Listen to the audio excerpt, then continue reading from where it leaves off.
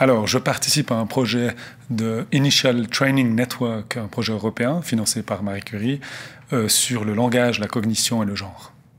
On est 11 partenaires dans ce projet, dans différents pays. Et c'est principalement des partenaires dans des universités.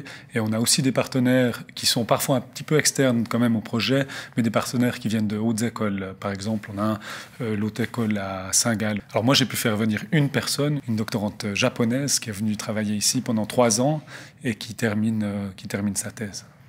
Le financement total, on a eu quelque chose comme 4 millions d'euros.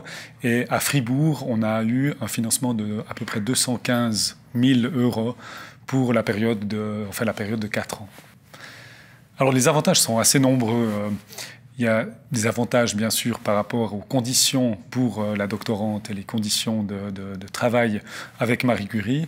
Surtout pour la doctorante qui a un salaire qui dépasse quand même le salaire des doctorants et doctorantes du Fonds national. L'autre avantage, c'est de pouvoir travailler en réseau avec des personnes avec qui on travaillait de près, plus ou moins de près ou de loin, mais de se mettre enfin dans un seul groupe pour travailler sur un même sujet et avancer beaucoup plus vite que de chacun travailler dans son coin.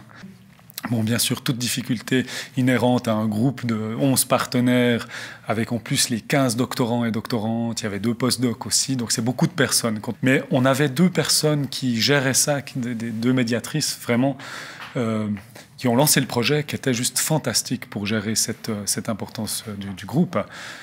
L'autre difficulté a été une difficulté purement financière, c'est que le fonds nous payait en euros. Et à un moment donné, on a eu le problème avec le franc suisse qui était trop fort par rapport à l'euro.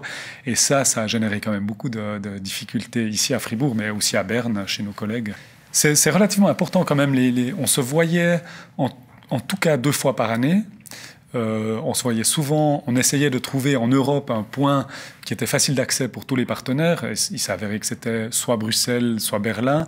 On s'est vu également en Suisse. J'ai organisé une des rencontres. C'est des mini-conférences, en fait, où les doctorants et doctorantes nous présentent leurs travaux. Et également pour commencer à créer d'autres projets, commencer à réfléchir à d'autres projets, réfléchir à soumettre d'autres fonds, que ce soit européens ou nationaux, dans le cadre, finalement, de ce domaine. On a soumis déjà 2 fonds, un fonds en Norvège et un fonds ici en Suisse. Avec des collaborateurs et collaboratrices en Italie, on est en train de réfléchir à soumettre un nouveau fonds qui découle finalement de tout ce qu'on a fait pendant ces 4 ans. Le soutien, le service de promotion de la recherche et tout le soutien par rapport au salaire, par rapport aux questions financières, aux questions administratives était vraiment fantastique. Là, c'était superbe. C'est toujours un peu la question, quand on a des fonds, on s'attend parfois à une valorisation peut-être un peu plus importante de l'université. Et là, on a eu quelques difficultés quand même de reconnaissance par rapport aux fonds. La première, c'est relativement intuitif quand même, c'est de s'entourer avec des personnes qu'on apprécie. Nous, on était dans un groupe qui était vraiment relativement positif, dans le sens où on se connaissait déjà, on avait déjà un réseau qui était plus ou moins établi, et ça, c'était très agréable. Dans ces demandes, il faut toujours 2 ou 3 personnes qui portent le projet au départ. Et ces 2 personnes sont extrêmement importantes. Le dernier conseil que je voudrais donner, c'est que quel que soit le résultat de la première soumission, souvent, quand la première soumission, souvent elle est rejetée, donc il faut continuer. Des pourcentages de chances d'être reçus de l'ordre entre 10 et 15%, c'est pas énorme, mais il faut essayer, il faut toujours essayer.